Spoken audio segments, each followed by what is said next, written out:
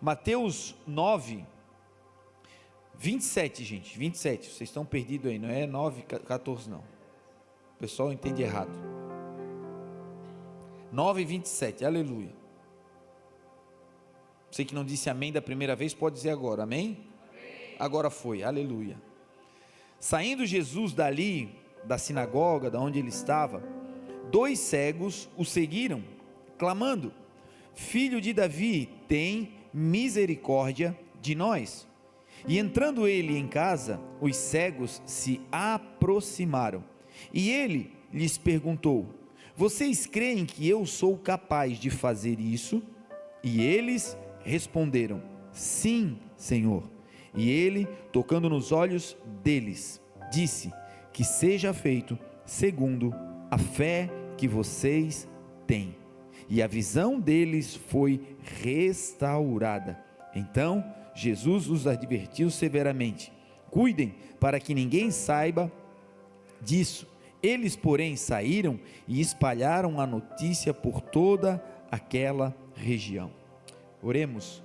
Pai, obrigado, Senhor, pela oportunidade de mais uma vez, Senhor, ouvirmos a Tua voz, de escutarmos, Senhor, a Tua palavra.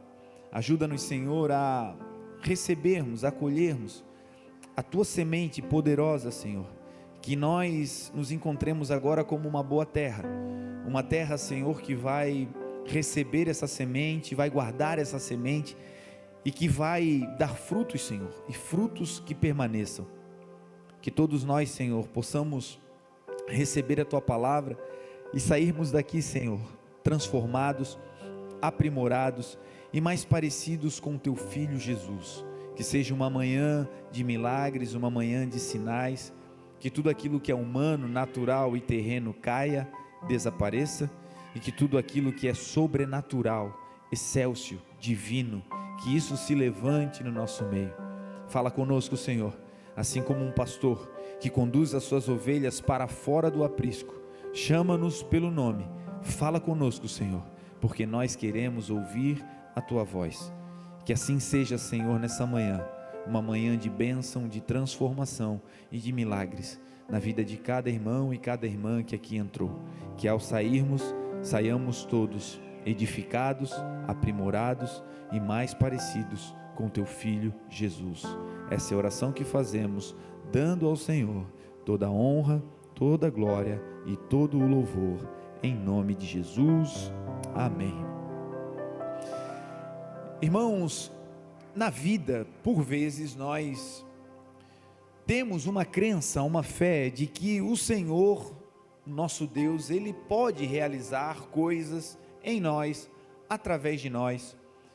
Alguns de nós carregamos sonhos pessoais que estão atrelados à vida com Deus.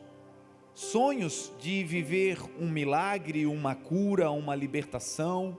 Sonhos de ver a nossa família sendo alcançada para Jesus, tocada por Jesus. Alguns de nós hoje atravessamos talvez um período difícil de relacionamentos familiares, aonde a família que outrora era unida, era apaziguada, pacificada, se encontra hoje de alguma forma instável. Os relacionamentos não estão como eram antigamente. As coisas que hoje se dizem não são no tom de amor e de carinho que se falava há um tempo atrás, e talvez o seu coração esteja aflito com isso, mas no fundo você carrega uma esperança de que a paz vai voltar a reinar. No fundo você tem uma esperança de que Deus pode fazer algo por você, pela sua casa. O problema de outros talvez seja a dificuldade financeira, uma crise, um momento de abalo econômico, onde você está pedindo ao Senhor, pedindo a Deus que uma resposta venha, que algo novo aconteça e que te tire desse lugar de escassez, desse lugar de dívida, de endividamento. E tudo isso que você está pedindo ou pensando, e seria impossível aqui fazer uma lista exaustiva, de tudo aquilo que nós necessitamos da parte de Deus, mas cada um de nós aqui sabe aonde a sua oração se adequa, aonde a sua necessidade se encontra.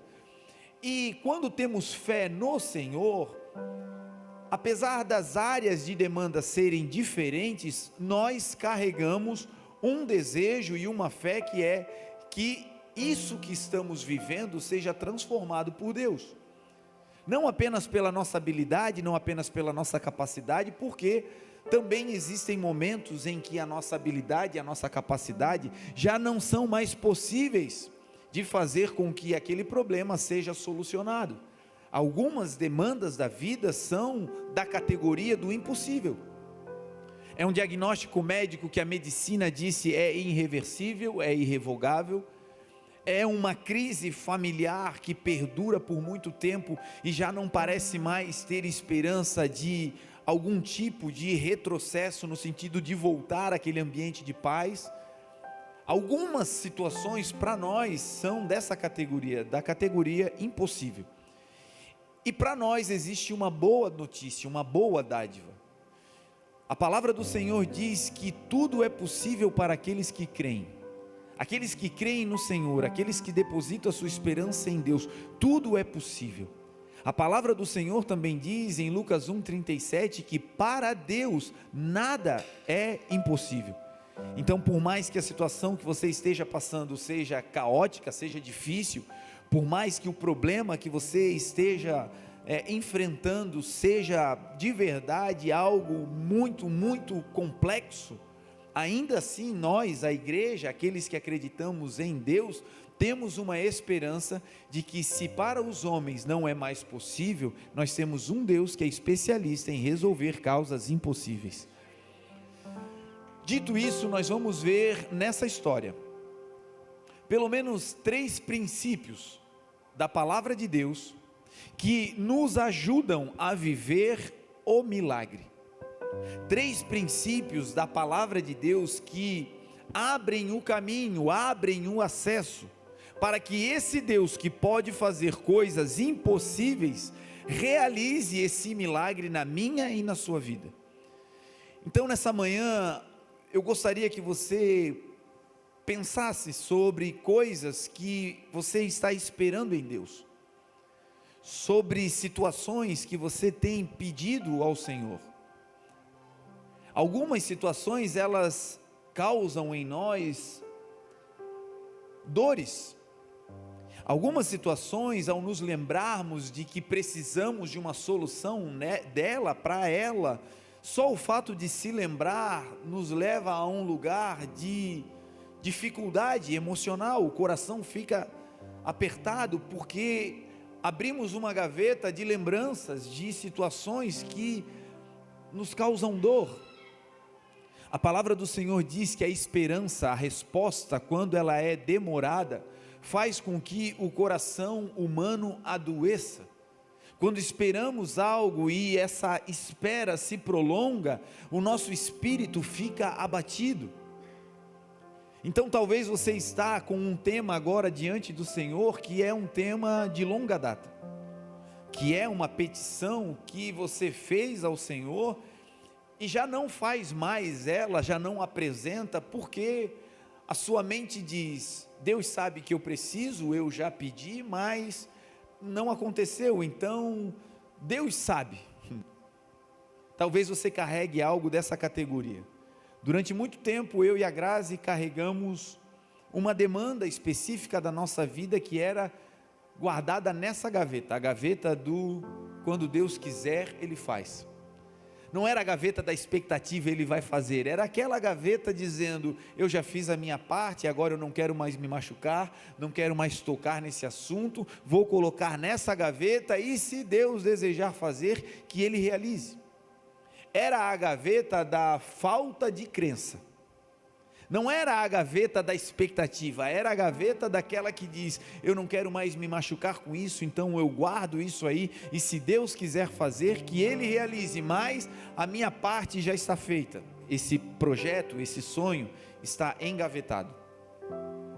Nessa manhã o Senhor Jesus quer ministrar uma porção nova de fé ao meu e seu coração, para que nós possamos ter uma ousadia de abrir essa gaveta, de rever esse tema, de abordar com o Senhor e diante do Senhor, essa temática que talvez para mim e para você ainda geram algum tipo de dor.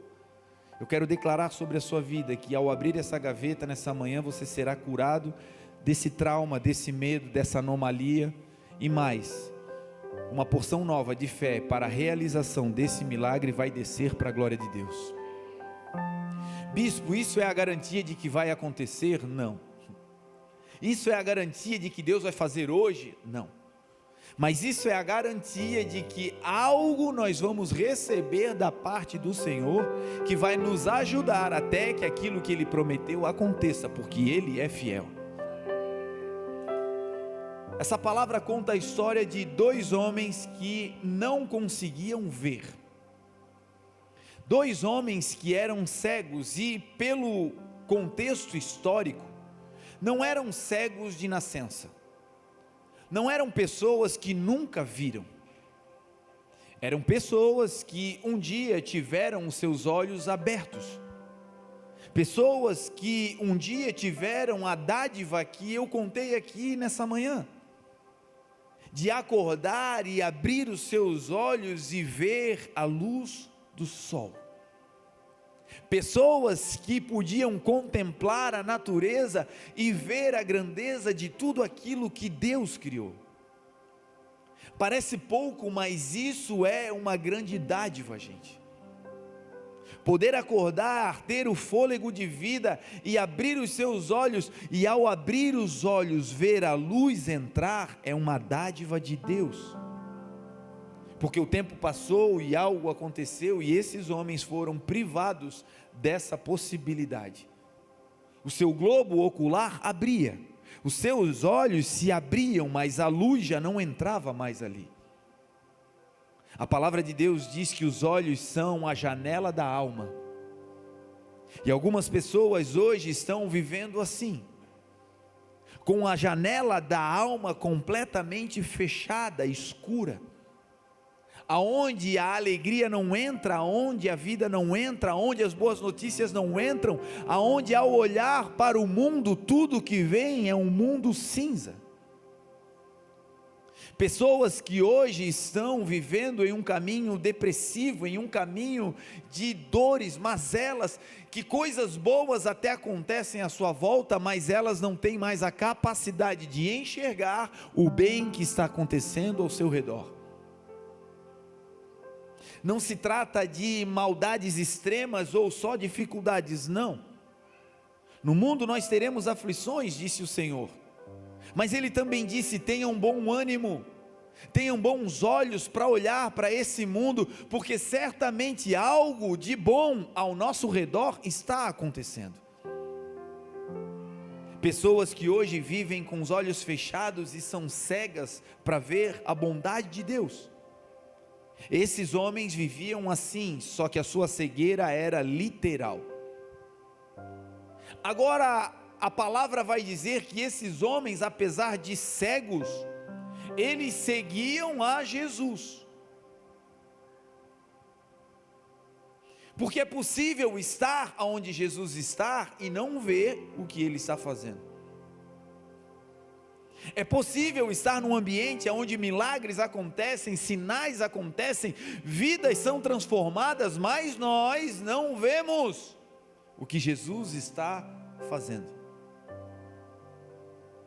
Que triste é você estar em um ambiente de festa, mas não conseguir celebrar por não ver o motivo da alegria. Que coisa triste é você estar em um ambiente de contemplação, de redenção, de cumprimentos de promessas e não entender que aquilo está acontecendo à sua volta.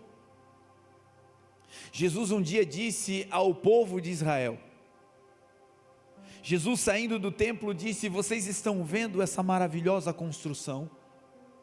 Chegará um dia em que não ficará de pé aqui pedra sobre pedra, tudo será derribado. E aí ele vai dizer: porque esse povo não entendeu o tempo da sua visitação. Jesus estava dizendo: Deus os visitou, eu vim até eles. Só que eles não entenderam, eles não viram, eles não perceberam o que Deus estava fazendo no meio deles. E esse mesmo Deus que veio para edificar estava dizendo: se você não entender o tempo em que Deus está te visitando, se você não ver as coisas que Deus está fazendo, depois disso virá um tempo de ruínas. Por quê? Porque no tempo da visitação e da construção nós não percebemos, não vimos. Esses homens eram cegos, mas seguiam ao Senhor pelo que tinham escutado de Jesus, seguiam ao Senhor pelos milagres que tinham escutado das ações de Jesus sobre a vida de outros, e de alguma forma estavam seguindo, indo na direção em que Jesus estava indo. Agora vem o primeiro conceito para que a nossa vida seja transformada. Esses homens seguiam a Jesus, mas permaneciam cegos. Esses homens seguiam a Jesus, mas a porta do emprego continuava fechada. Esses homens seguiam a Jesus, mas o ventre continuava infértil. Esses homens seguiam a Jesus, mas o seu ministério continuava travado. Eles seguiam a Jesus, mas a porta nunca se abria. E essa é a vida de religiosidade que muitos vivem hoje. Vêm à igreja, seguem a Jesus, mas não conseguem entrar num lugar de intimidade, aonde a água é transformada em vinho, aonde a cegueira é retirada, aonde a frieza vai embora, aonde a paixão e o calor entra, aonde a vida entra e começa a pulsar, aonde a fé começa a revelar coisas grandes e insondáveis que hoje a gente ainda não vê, um lugar aonde coisas grandes acontecem. E que tragédia, irmãos, é estar em um lugar onde Jesus está se movendo, estar em um tempo onde milagres estão acontecendo, onde o Senhor está realizando coisas grandes e não conseguir participar. A Bíblia diz que Jesus, Deus, não faz acepção, não faz diferenciação entre as pessoas. Que não participar não é porque Jesus não quer ou escolher um ou outro, não. Jesus, quando passou sobre essa terra, ele disse: venham a mim todos vocês. O Evangelho é o único lugar da terra que não tem filtro. O rico, o miserável, o culto, o indulto, o letrado, o analfabeto, qualquer um pode se achegar ao Senhor. Ele disse: venham a mim todos vocês, e ninguém que vier a mim eu o lançarei fora. Jesus e o seu Evangelho é o único lugar onde todos são bem-vindos, aceitos, acolhidos, e uma vez que são aceitos, são transformados. Agora tem um nível além. Tem um nível além de vir para a igreja e voltar para casa. Tem algo a mais do que apenas sentar, ouvir, receber e voltar para a sua vida natural, normal, cotidiana.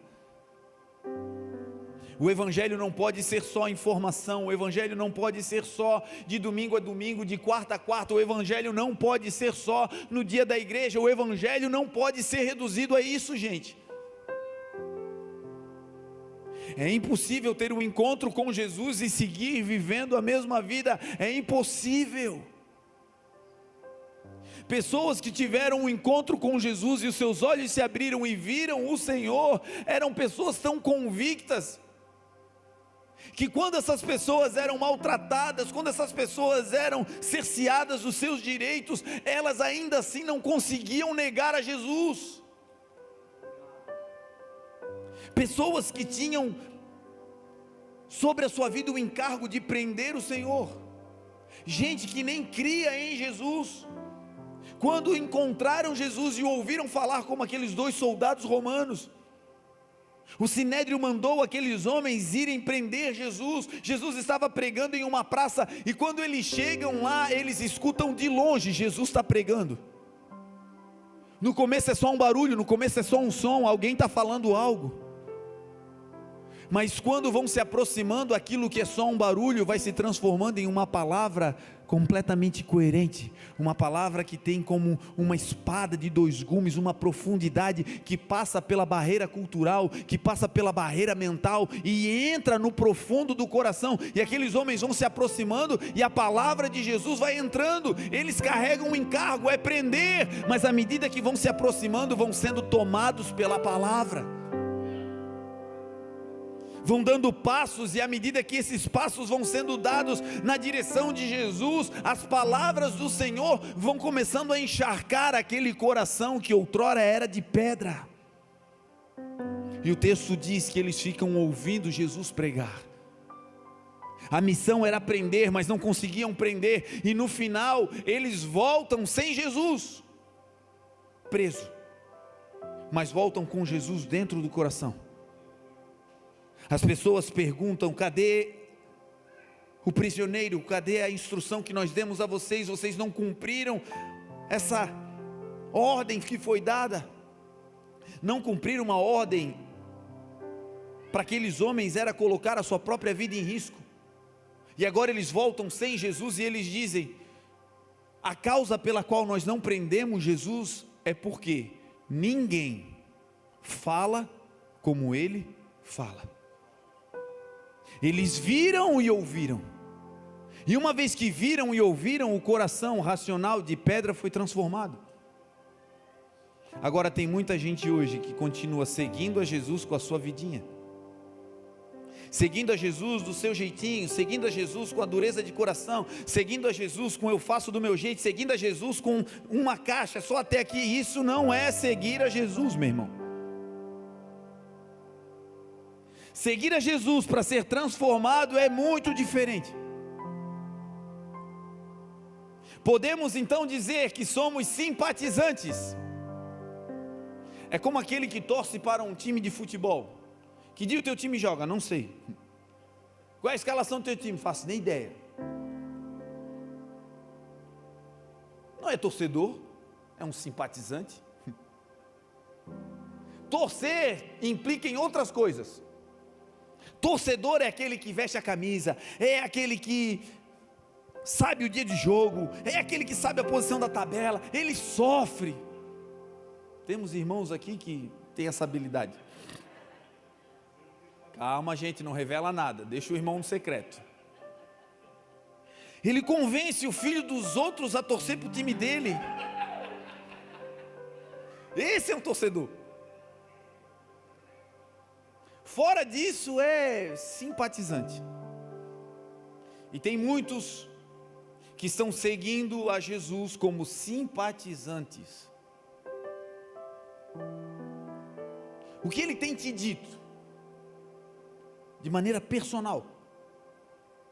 O que ele tem falado para você sobre esse tempo que você está vivendo? Quais são as direções que estão pulsando da parte de Jesus dentro do seu coração? Quando você está lendo a Bíblia na sua casa, quando você está fazendo o seu devocional, o que é que Ele tem ministrado a você? Qual é a estação que você está vivendo, você e o Senhor?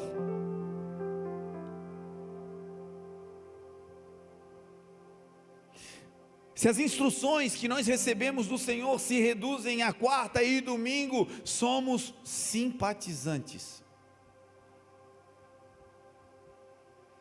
É impossível conhecer de verdade Jesus e conseguir passar um dia sem Ele. Quando os discípulos viram Jesus passar pela primeira vez, João Batista disse: eis o Cordeiro de Deus que tira o pecado do mundo. Os seus discípulos, os discípulos de João, se levantaram e começaram a seguir a Jesus. Jesus não tinha feito milagre, Jesus ainda não tinha começado o seu ministério. João Batista revelou quem era Jesus só, e os seus discípulos se levantaram e começaram a seguir a Jesus. Jesus, caminhando, percebeu que estava sendo seguido, parou e perguntou: o que vocês querem que eu faça? O que vocês desejam? Disse Jesus. E aqueles homens disseram o seguinte: Senhor, mostra-nos aonde tu moras. Uma vez que viram Jesus e souberam quem ele era, eles disseram: mostra-nos aonde é a tua casa. Traduzindo, aonde a gente pode ir para te encontrar todos os dias da nossa vida. Nós não queremos mais te perder, nós não queremos mais viver com o Senhor de culto em culto, não, Senhor, nós queremos ter uma vida de integralidade contigo. Esses homens eram cegos, seguiam ao Senhor, mas os seus olhos não tinham sido abertos. E esse é o primeiro princípio para viver uma transformação na minha e na sua vida, na nossa mente, no nosso caráter, para deixar de ser um simpatizante e passar a ser alguém de verdade que vive as coisas que Deus deseja realizar. O primeiro princípio é: não basta seguir, é preciso crer. Não basta estar junto, é preciso crer que Jesus é o Filho de Deus e que nele habita a plenitude de todo o poder, porque dele, por ele e para ele são todas as coisas. E eu não ando com ele apenas porque todo mundo está andando, eu ando com ele porque eu creio em quem ele é.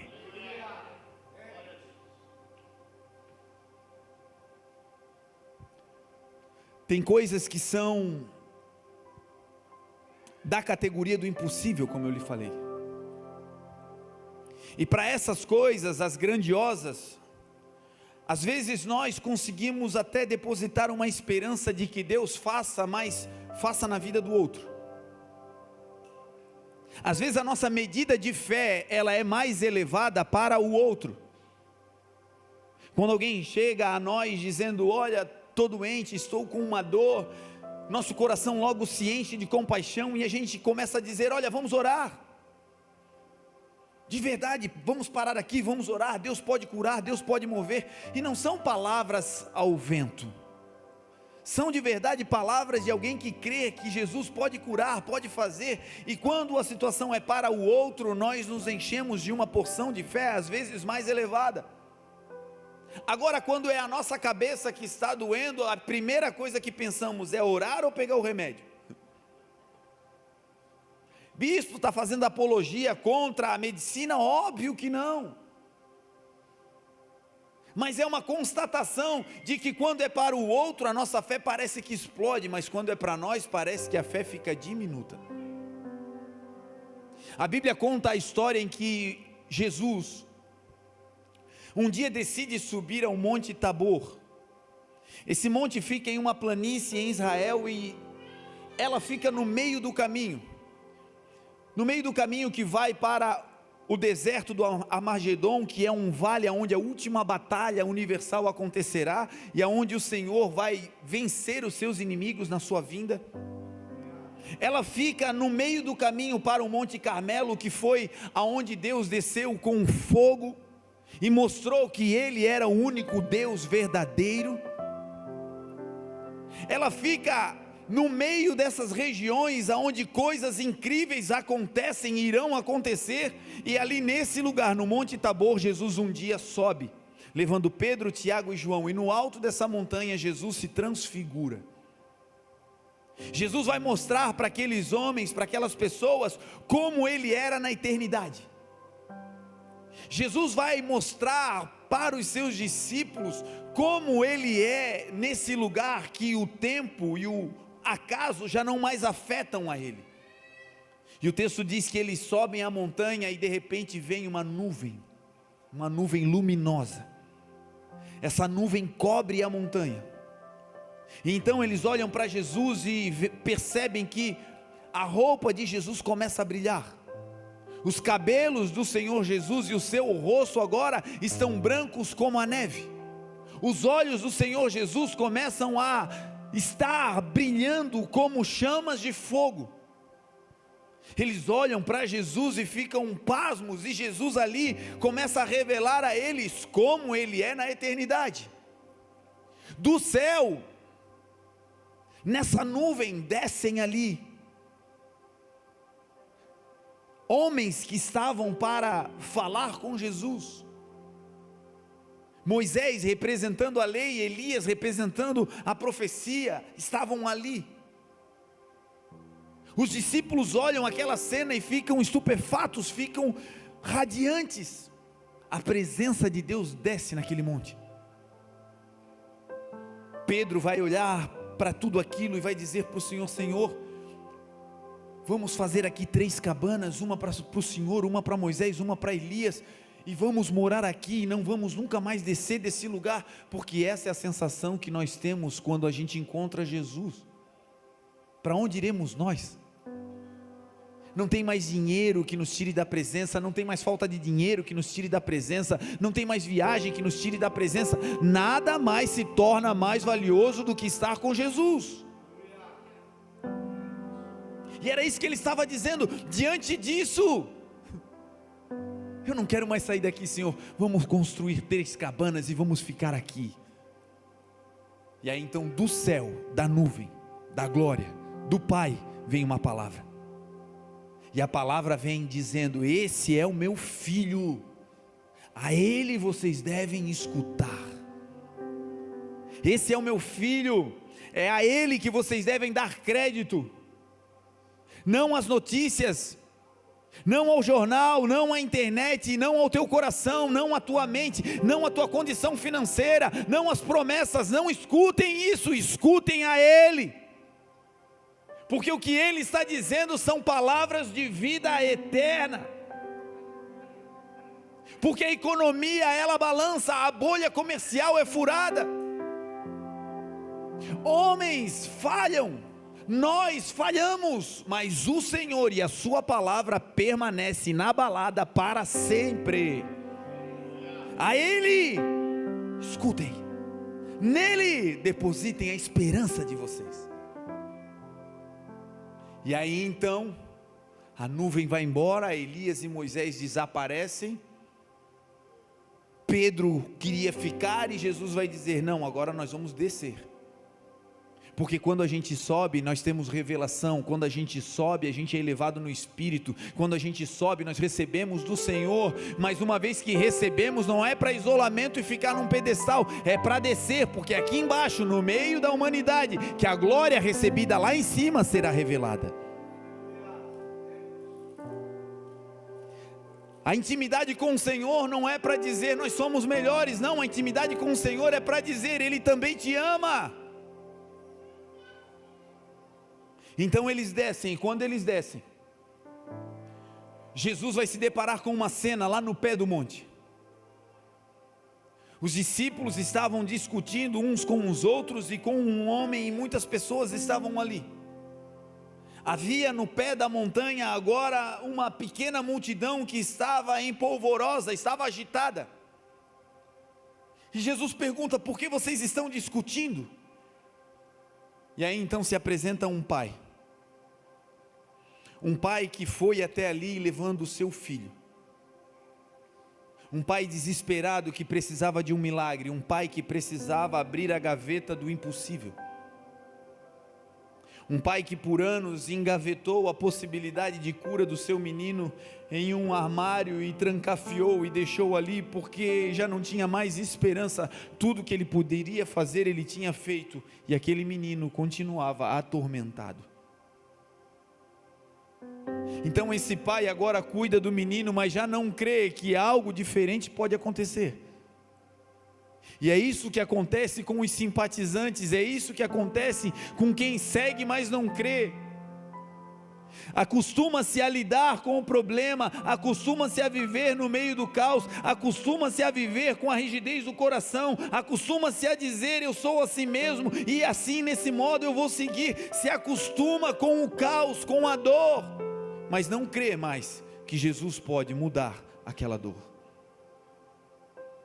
A sua luta diária é manutenção daquilo que Deus deu, mas já não consegue mais crer que Jesus pode mudar aquela história, porque se acostumou com aquela dor. Deixa eu te dizer, você não é essa doença, você não é essa dívida, você não é esse caos emocional que você está vivendo, você não é isso. Isso é uma fase da sua vida, e se Jesus quiser, Ele muda hoje, muda agora, para a glória de Deus. Ele continua sendo Deus do impossível. Esse homem escuta falar de Jesus, ele escuta falar que existia alguém andando na terra que poderia abrir a gaveta do impossível, que poderia mexer naquilo que causava dor, naquilo que para ele já era um fato consumado, não tem como acontecer, eu já não creio mais, para não me frustrar. Porque quantas vezes criou esperança e expectativa e deu errado? Porque quantas vezes se encheu de esperança e expectativa, talvez nesse lugar eu leve o meu filho e ele volte são. Talvez nesse ambiente, talvez nesse lugar o meu filho consiga voltar a ser aquele menino saudável que era outrora. E todas as vezes essa expectativa era frustrada. Até que um dia ele ouve falar de um Jesus que passa sobre a terra fazendo sinais, milagres e maravilhas. Ele escuta falar de um Jesus que a sua cura era de graça, que não precisaria pagar para ser curado, que não precisaria pagar ou ficar devendo para participar de um tratamento, não, era alguém que fazia o impossível de graça.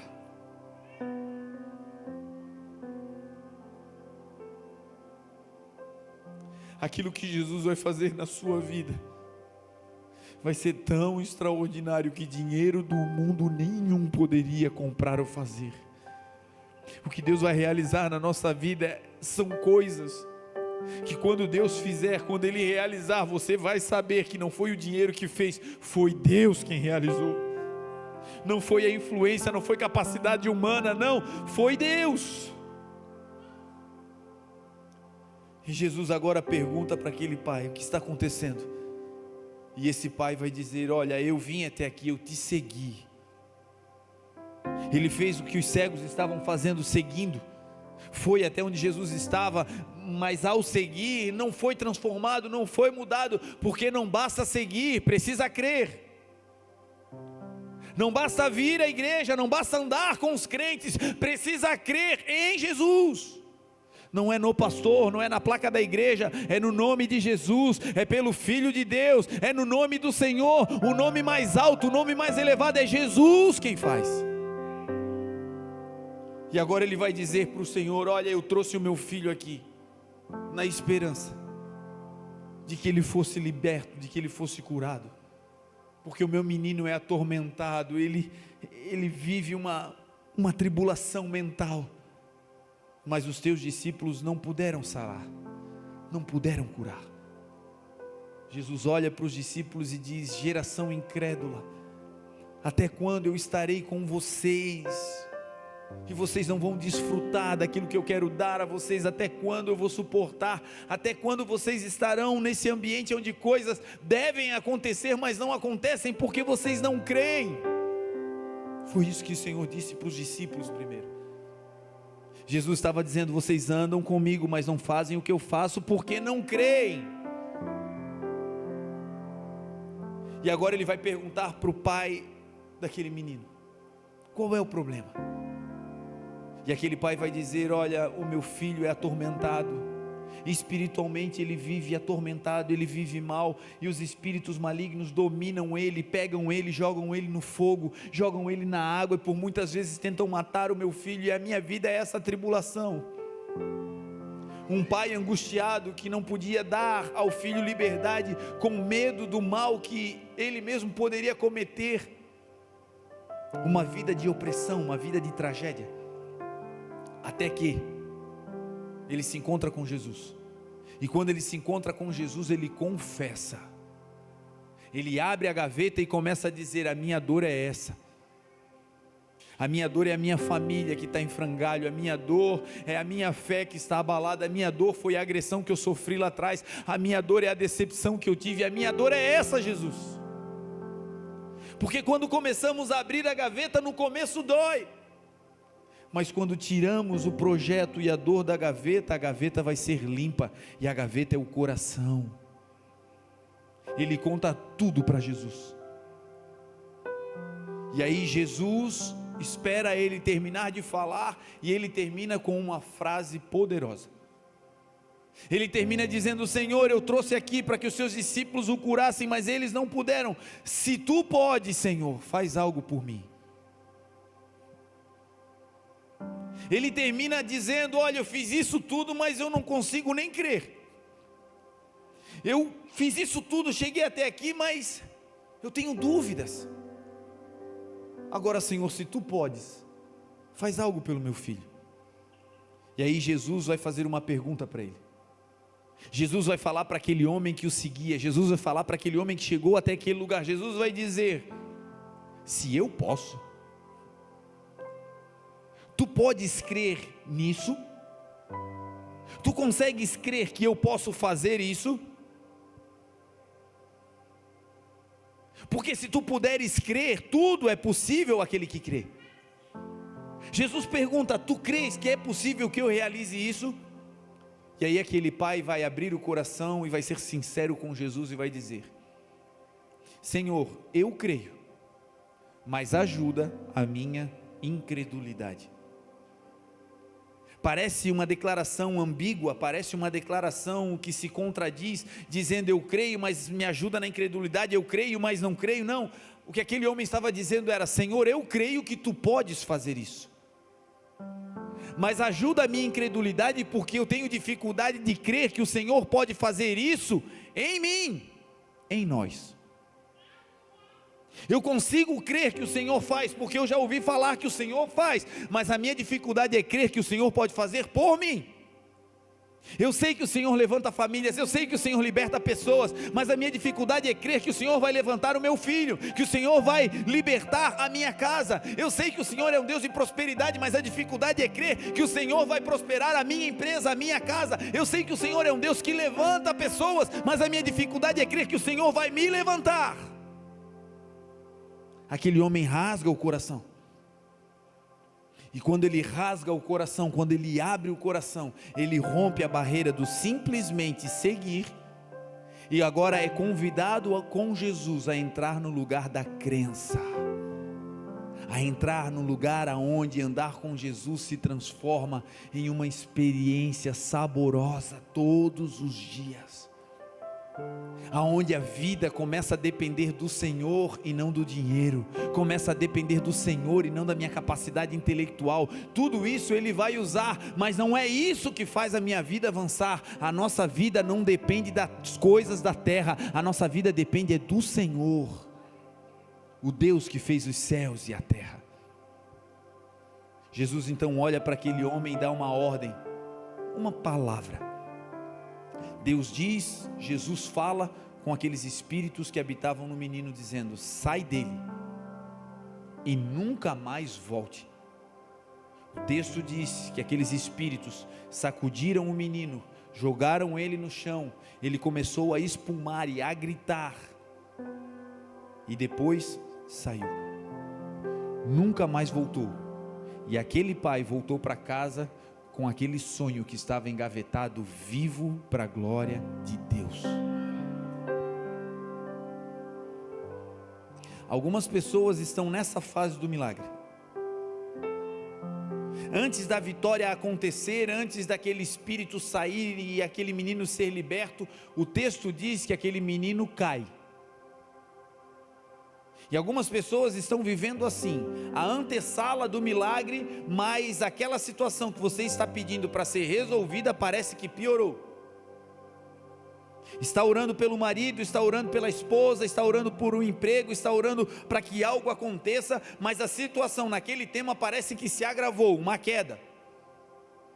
Para quem não conhece a Jesus, parece que Ele não vai fazer, a coisa está pior ainda, mas esse é o prenúncio de que Deus está prestes a realizar algo. Se você está clamando por uma área em Jesus, e essa área está se agravando, e daqui a pouco você está numa situação que você diz: meu Deus, é a minha última oportunidade, se prepare. Jesus, Ele habitua-se a trabalhar exatamente assim. Aquele menino cai, e quando ele cai, ele começa a gritar, diz a palavra. O inimigo começa a fazer barulho antes de sair. E assim é na minha e na sua vida. Antes da vitória existe um período de declínio, um período de queda, existe um período também de barulho, de falta de paz. Nós pensamos: olha, agora acabou, mas não, é o prenúncio de que a hora da virada está chegando. Depois dessa queda, depois desse barulho, o que vem? Paz eterna. E esse mal nunca mais se levantou naquela casa. E é isso que vai acontecer conosco.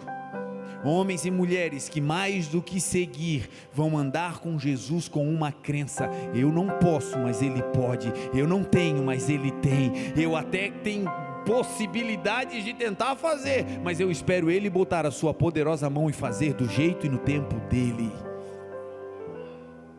Crer mais do que seguir, ir além do seguir, porque o seguir, aqueles cegos seguiram, mas não foram transformados. Aí eles começam agora a entrar no segundo nível. Qual é? Eles seguiam, ainda não viam, mas começou agora algo poderoso. Eles começaram a clamar, diz a palavra. Eles começaram a dizer, a pedir: Jesus, filho de Davi, tenha misericórdia de nós. Eles começaram a fazer uma oração, eles começaram a pedir ao Senhor que mudasse a sua história. Então o primeiro nível para começar a viver os milagres é romper a barreira do apenas seguir. É seguir crendo, é seguir acreditando. Agora o desdobramento de quem crê é pedir, é clamar. Sabe como é que eu sei quando a minha vida espiritual em uma determinada área está num nível de fé, de realização das coisas que Deus deseja?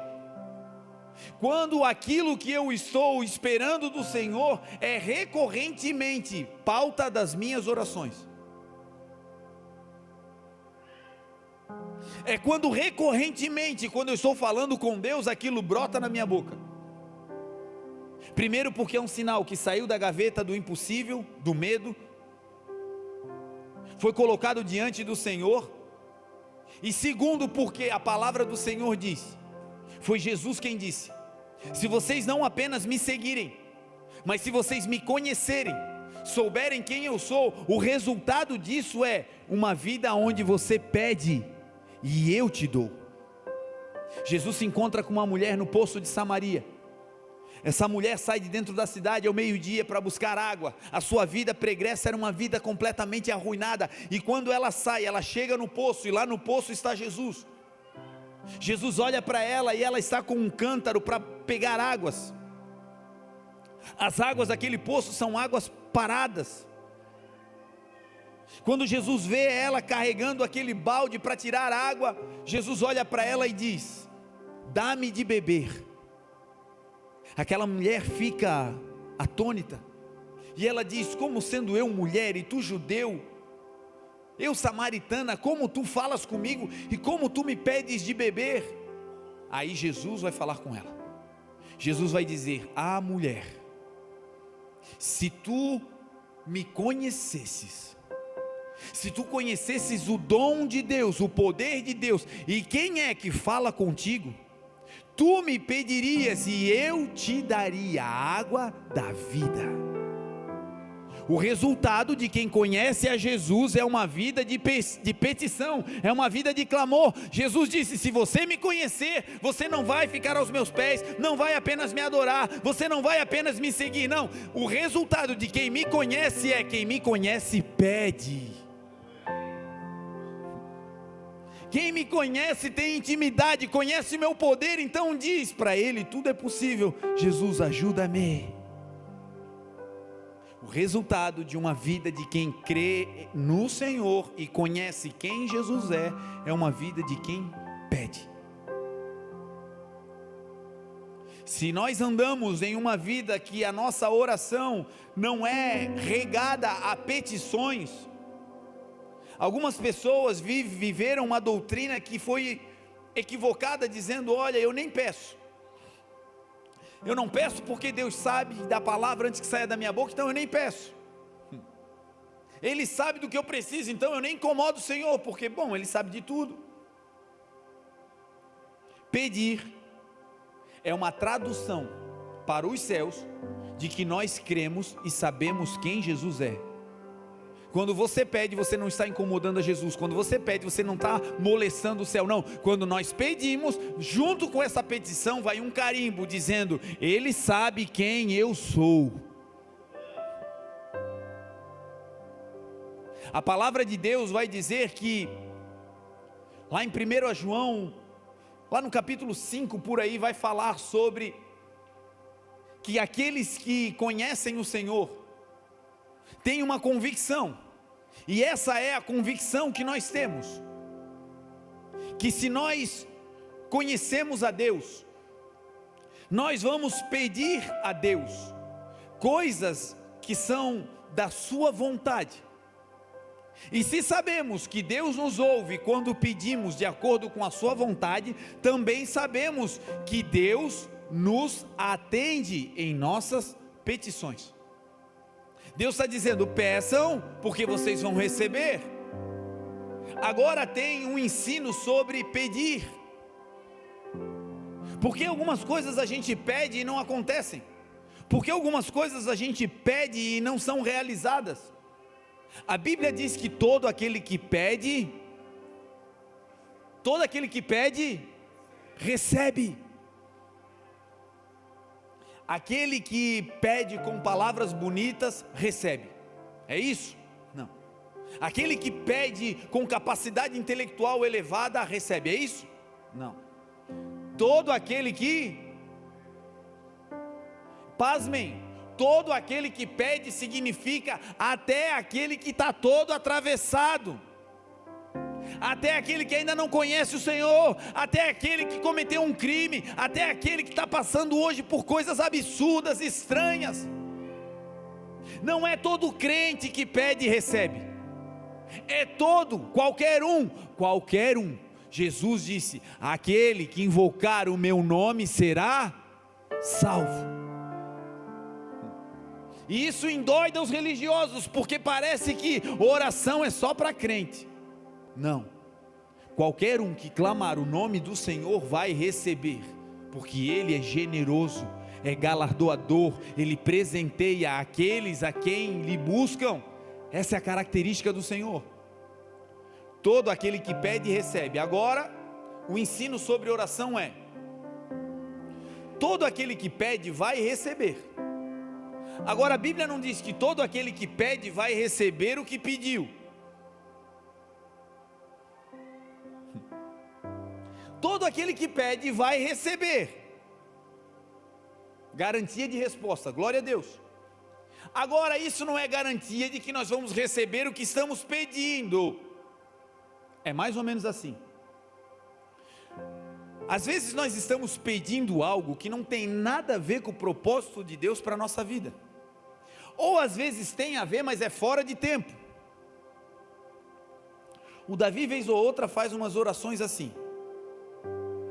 Ele diz: papai, a gente podia ter um Jeep. Eu falei: filho, seria legal, né? Aí eu ia dirigir o Jeep. Eu digo: não, filho, não vai dar, vai do lado. E aí às vezes ele diz, quando era menor ele orava dizendo: eu queria um foguete. É criança, né? A gente não vai queimar a fé do menino. Mas nós, muitas vezes fazemos oração desse tipo, de coisas que nós desejamos fora do tempo, fora de hora. Quando eu peço algo que é fora de hora, fora do tempo ou fora do propósito, eu não recebo aquilo de Deus, porque Deus é Pai, Ele quer me guardar. Só que Ele disse que todo mundo que pede recebe. Então, se eu não recebo o que eu estou pedindo, o que eu recebo? A maioria das vezes, quando a gente ora por algo que está fora do propósito, o que a gente recebe de Deus é paz. Quando oramos por algo que está fora do tempo, às vezes é a libertação de alguém, a cura de alguém, um milagre, algo que a gente está aflito, um diagnóstico que recebeu, e a gente vai orar. A cura não veio no momento, mas vem uma paz para enfrentar o processo. Nós não recebemos na hora a chave do imóvel para entrar nele, mas vem uma convicção de que um grãozinho por vez, uma hora o meu número vai sair, eu vou entrar na casa prometida.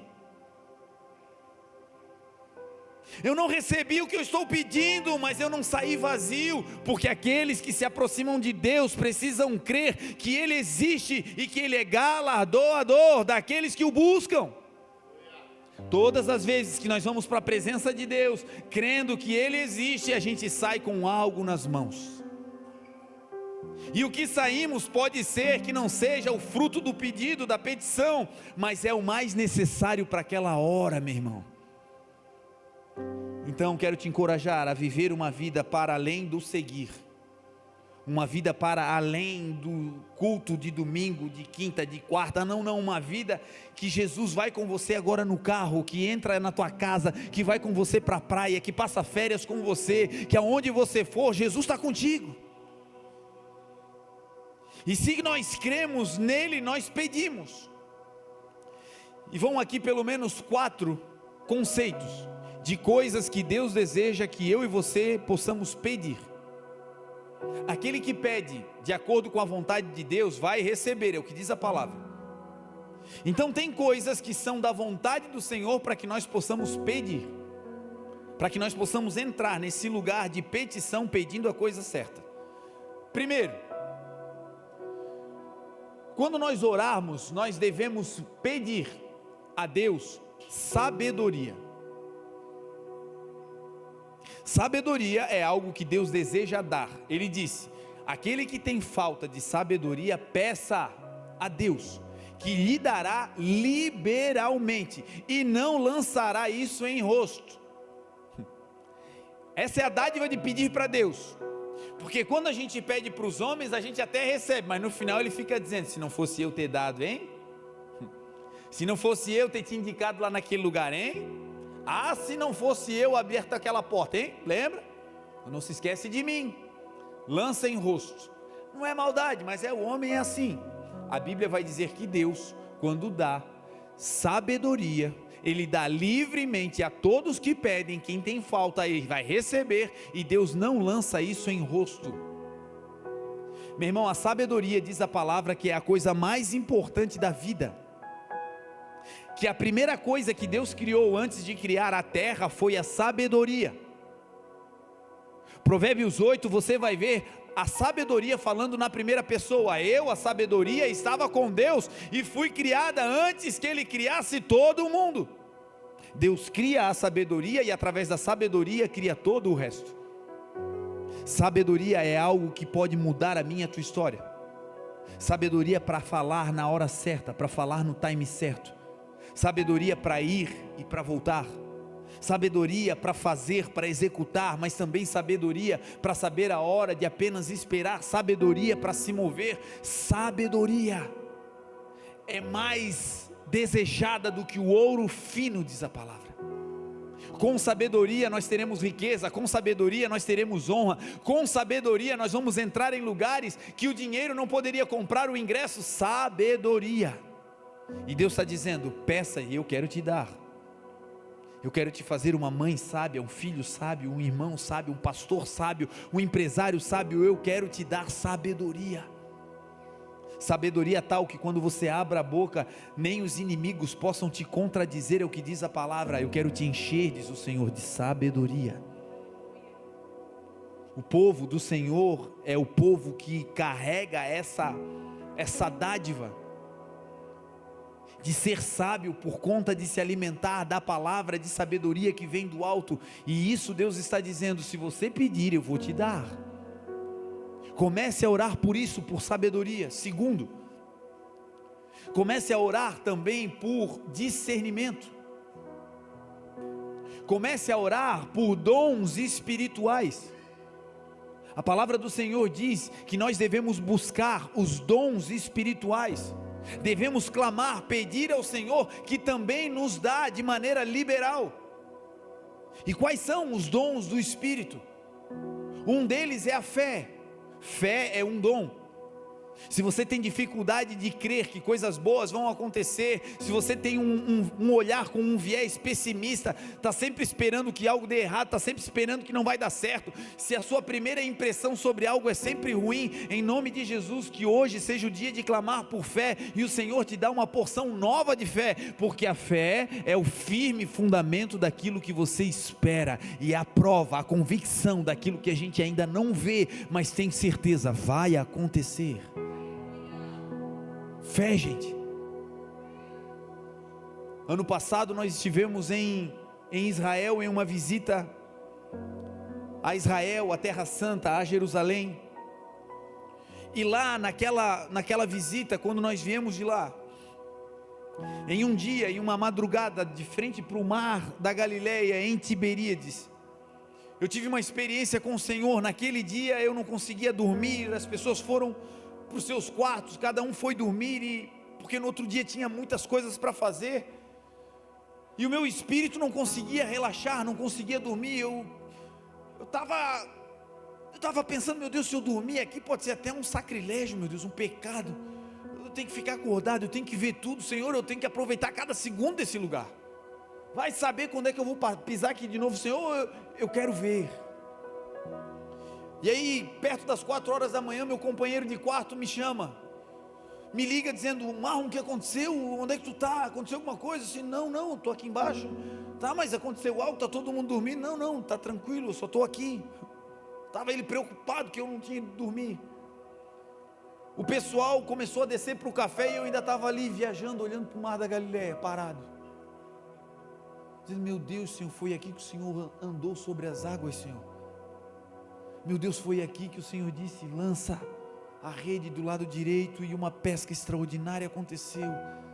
Meu Deus, foi aqui que uma tempestade se formou, e o Senhor disse: vento, cala-te, mar, aquieta-te. E se fez uma completa bonança no meio da tempestade. Coisas incríveis que aconteceram ali, e eu estava ali, um presente. E naquele dia, quando eu fui para o quarto, o Senhor me deu uma visão, e o Senhor me mostrou um prédio enorme de 3 andares, uma caixa toda de vidro, com carpete excelente no chão, com uma iluminação que não é como nada parecido com isso. Em volta daquele prédio, quadras esportivas, piscina, um estacionamento enorme, com ônibus chegando. O Senhor me mostrava crianças com boné, com mochilas, com os tênis, com meia, todos uniformizados. Eles passavam um cartão na guarita e entravam. E o Senhor me disse: esse é um centro de desenvolvimento humano, que eu quero que seja feito na cidade de Navegantes, que eu quero que seja realizado no bairro São Paulo. Irmãos, eu venho de uma família que o meu pai era pedreiro, a minha mãe semi-analfabeta.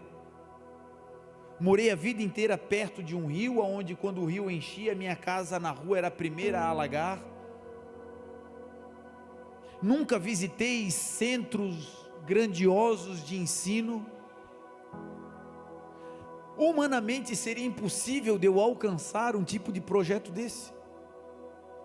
Mas quando o Senhor me mostrou, eu criei com todo o meu coração. Não se tratava de um sonho, meu Deus, será? Não, eu creio, um dia esse negócio vai estar pronto e construído naquele bairro. Vai acontecer, porque Deus é fiel.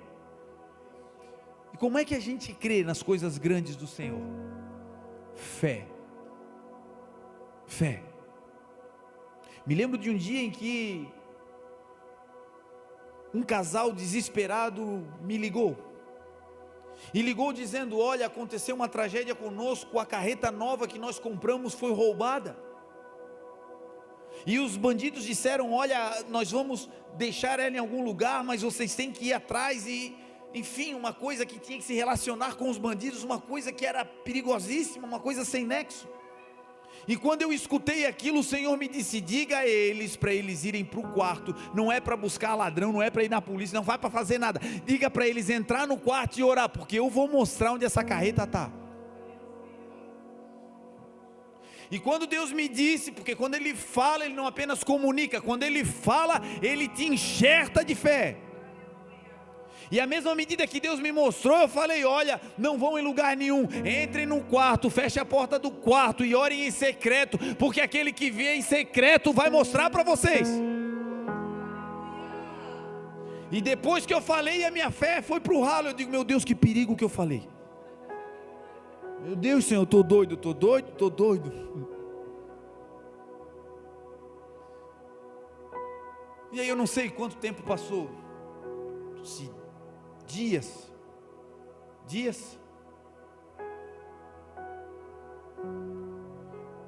e aí veio uma ligação dizendo: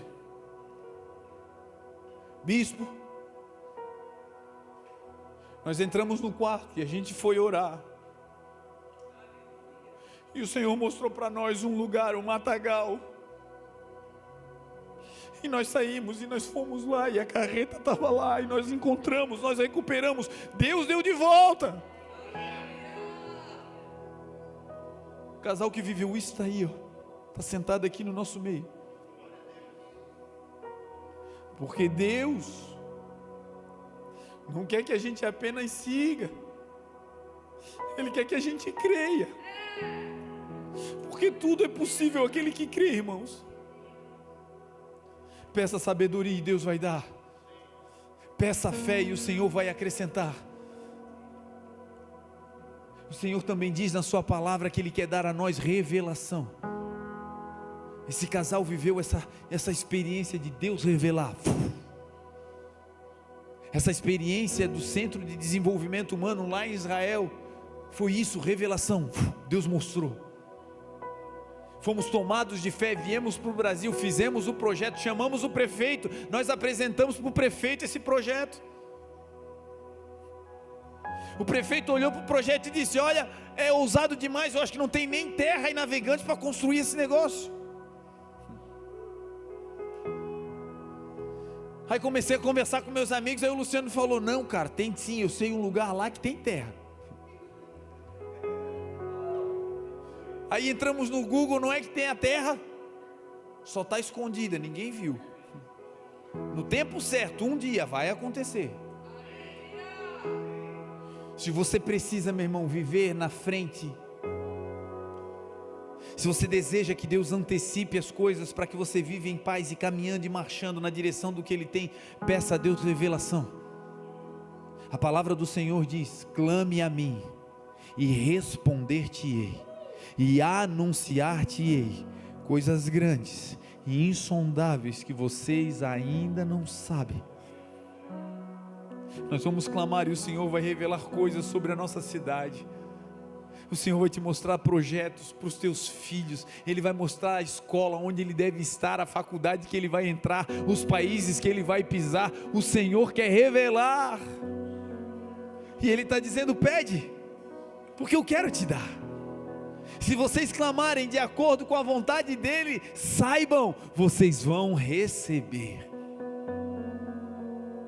Fé, sabedoria, discernimento e, por fim, sustento. Você que está vivendo um período de escassez, não tenha medo. Peça ao Senhor o pão nosso de cada dia. Foi Jesus quem ensinou e Ele vai te dar. O teu armário não vai ficar vazio ao ponto de você não ter o que botar na mesa. Isso é garantia do Senhor. Não tenha medo. Não feche o teu coração de não ofertar pelo pouco que você tem. E quando eu digo ofertar, não é na igreja, é para as pessoas, para um amigo, para o vizinho. É continuar sendo generoso.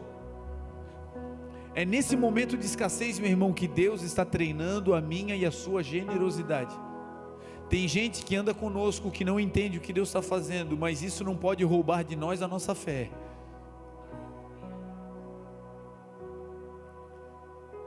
Jesus disse: quando vocês orarem, orem assim: Pai nosso que estás no céu, o pão nosso de cada dia nos dá hoje. Jesus disse: peçam e o Pai vai dar a vocês uma boa medida, calcada, sacudida e transbordante. Peçam. Foi Jesus quem disse: quanto à vida de vocês, quanto ao que comer e ao que beber, não fiquem ansiosos. Olhem para as aves do céu, elas não semeiam, nem colhem, nem ajuntam em celeiros, mas o Pai Celestial as alimenta. Vocês não são muito mais valiosos do que as aves dos céus? E quanto ao corpo, por que vocês estão preocupados quanto ao que vestir? Olhem para os lírios, olhem para as ervas do campo, elas não trabalham, elas não fazem roupas, mas eu digo a vocês que nem mesmo Salomão em toda a sua glória se vestiu como uma delas. Se o Pai veste assim a erva do campo que hoje existe e amanhã é queimada, lançada no forno, quanto mais a vocês. Não é a vida mais importante do que o alimento, não é o corpo mais importante do que as vestes. O Pai vai cuidar de vocês, e essa é uma manhã para você se relembrar do cuidado do Senhor. Aí onde você está, feche teus olhos, vamos orar.